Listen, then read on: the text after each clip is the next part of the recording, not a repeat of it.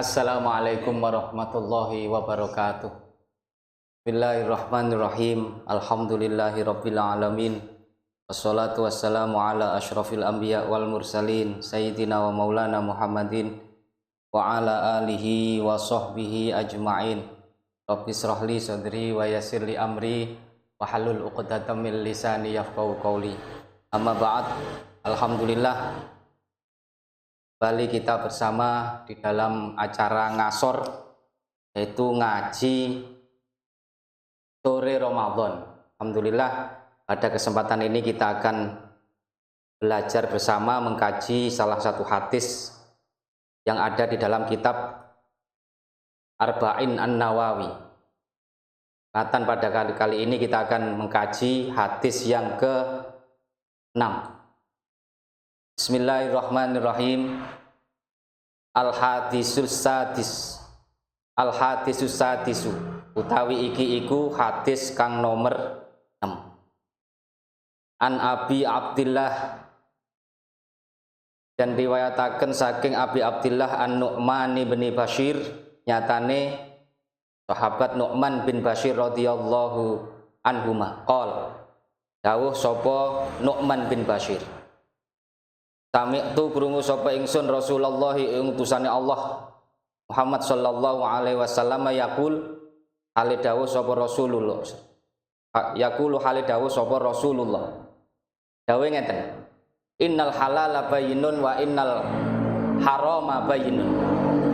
Innal halala sak temene perkara kang halal iku bayyinun jelas, wa innal harama lan sak temene perkara kang haram iku bayyinun kang jelas. Wa bainahuma lan iku ing dalem antarane halal wal haram umurun utawi pira-pira perkara mustabihatun kang serupa, la ya'lamuhunna kang ora ngerti ing mustabihat sapa kasirun wong akeh minan nasi saking menungso.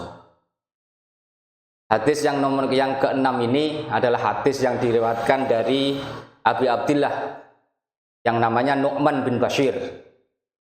Beliau pernah mendengar Rasulullah pernah bersabda bahwa sesungguhnya sesuatu yang halal itu sudah jelas, sesuatu yang haram itu sudah jelas, dan sesuatu di antara halal dan haram itu adalah mustabihat atau sesuatu yang serupa yang kebanyakan manusia tidak mengetahuinya. Nah, terkait dengan halal dan haram ini ada beberapa pendapat para ulama. Kalau dari Imam Abu Hanifah radhiyallahu anhu, beliau mengatakan bahwasanya al halalu ma dalla ad-dalil ala hilli. Beliau mengatakan bahwasanya halal itu, perbuatan atau sesuatu yang halal itu adalah sesuatu yang ada dalil atas kehalalannya. Ini berbeda dengan apa yang disampaikan oleh Imam Syafi'i. Beliau mengatakan bahwasanya al-haram madallad dalil ala tahrimi. Haram itu adalah sesuatu yang ada dalil terkait keharamannya. Dua pendapat ini implikasinya sangat jauh berbeda. Menurut Imam Abu Hanifah, selama tidak ada dalil bahwa itu adalah sesuatu yang halal, sekali lagi, selama tidak ada dalil bahwa sesuatu itu adalah halal, maka menurut beliau adalah haram. Sedangkan kalau Imam Syafi'i mengatakan bahwasanya selama tidak ada sesuatu atau tidak ada dalil yang mengharamkan, berarti itu adalah halal. Nah, oleh karena itu halal dan haram sudah dijelaskan dengan tegas di dalam Al-Quran, dalam Al-Hadis, banyak sekali. Umpamanya kita dilarang untuk memakan bangkai. Bangkai itu apa? Yaitu hewan yang tidak disembelih dengan penyembelihan yang syar'i. Nah, itu sudah jelas. Maka kita ketika memakan bangkai, maka hukumnya adalah haram.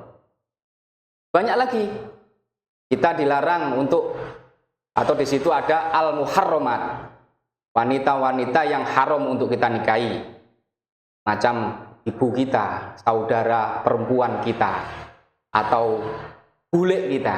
Bule itu apa? Bule itu tante. Itu haram. Sudah jelas.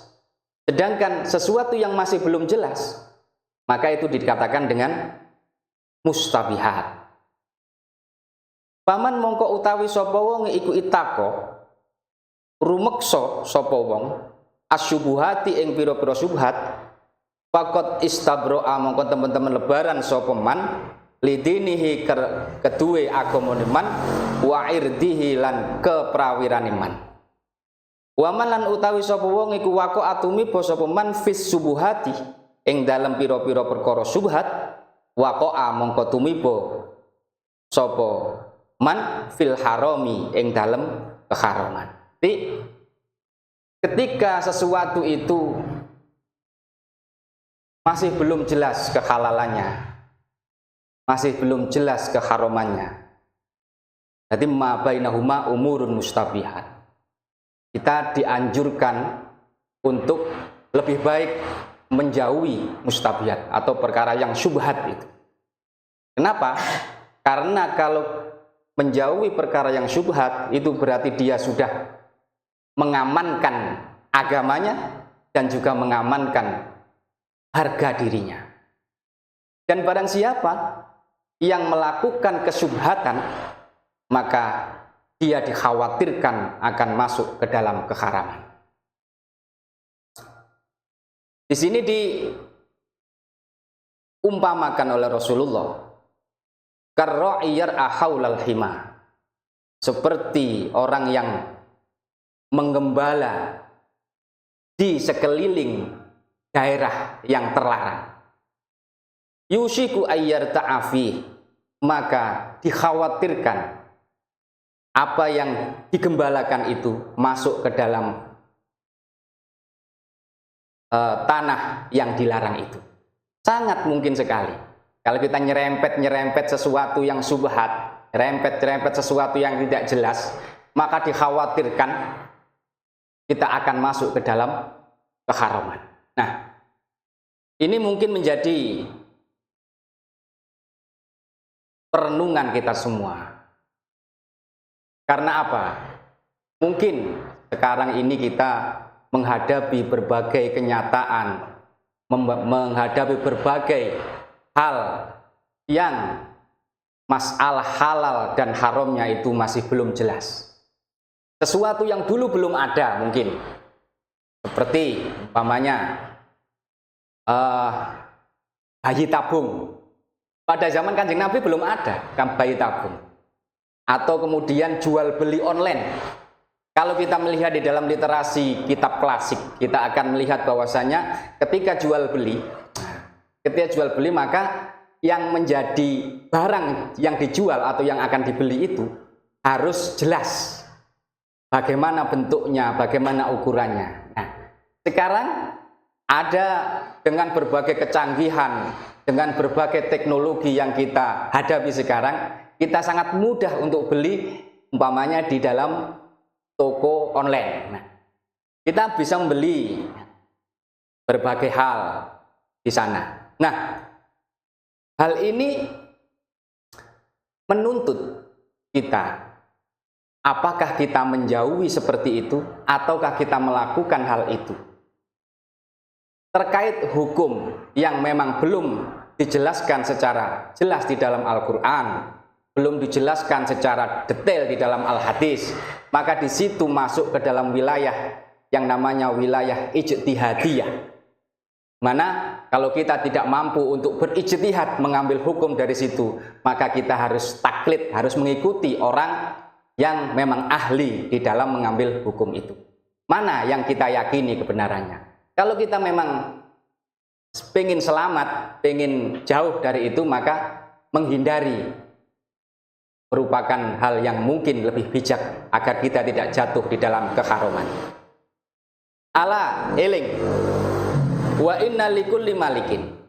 Tak temene iku keduwe saben-saben raja khiman utawi bumi larangan.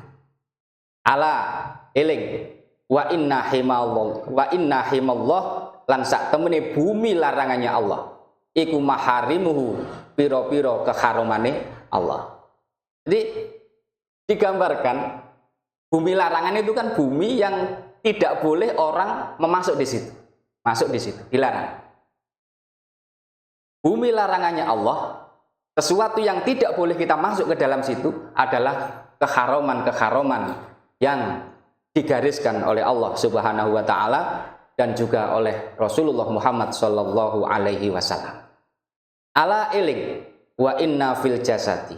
Tak temene iku ing dalem jasad mudghatun utawi mudghatan ya. Mudghatan. Ini yang benar mudghatan ini. Karena apa? Ismu inna. Isimnya inna itu harus nasab. Inna fil jasadi sak temene iku ing dalam jasad mudghatan utawi daging sak kempel. Idza soluhat nalikane bagus apa mudghah soluha moko bagus apa al jasadu jasad kulluhu ya sekabehane jasad. Wa idza fasadat lan nalikane rusak apa mudghah iku mang fasada mongko rusak apa al jasadu jasad kulluhu ya sekabehane jasad. Ala eling waya utawi al mudghah iku al qalbu ati. Nah, di dalam hadis ini kita diingatkan oleh Rasulullah Muhammad sallallahu alaihi wasallam untuk bisa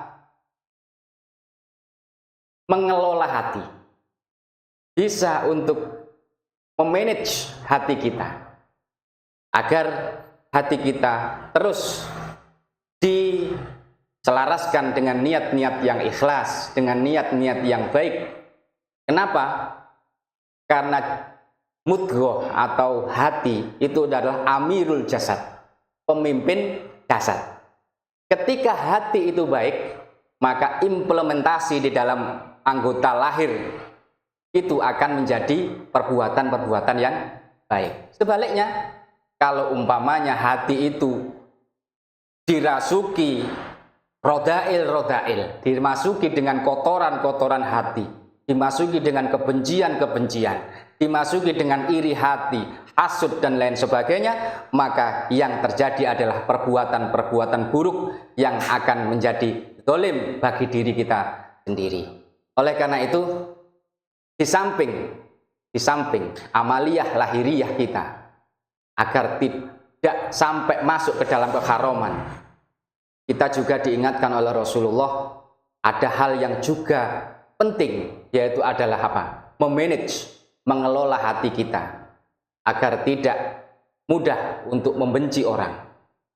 Ketika kita membenci orang, maka yang keluar adalah cacian, makian, ejekan, bully dan lain sebagainya. Tapi ketika kalau hati kita ini dihiasi dengan kasih sayang, dihiasi dengan keinginan yang baik, dihiasi dengan keikhlasan, maka insya Allah mulut kita, tangan kita, kaki kita, dan semuanya itu akan berimplikasi dengan perbuatan-perbuatan yang positif. Oleh karena itu sekali lagi, di samping perbuatan lahiriah, kita juga tidak boleh mengesampingkan perbuatan hati. Karena apa? Karena dengan baiknya hati, dengan bagusnya hati, maka kita akan terselamatkan dari perbuatan-perbuatan yang mengantarkan kita kepada dosa. Itu sahabat ngasor ngaji sore Ramadan di hadis yang ke-6 ini diriwayatkan oleh Syaikhan atau Imamain Bukhari Muslim. Semoga kajian kita di sore hari ini mendapatkan manfaat yang sebesar-besarnya dan mendapatkan nilai-nilai yang positif terutama di bulan Ramadan tahun ini. Demikian, mohon maaf atas segala kekurangan. Allahul muwaffiq ila aqwamit thoriq. Wassalamualaikum warahmatullahi wabarakatuh.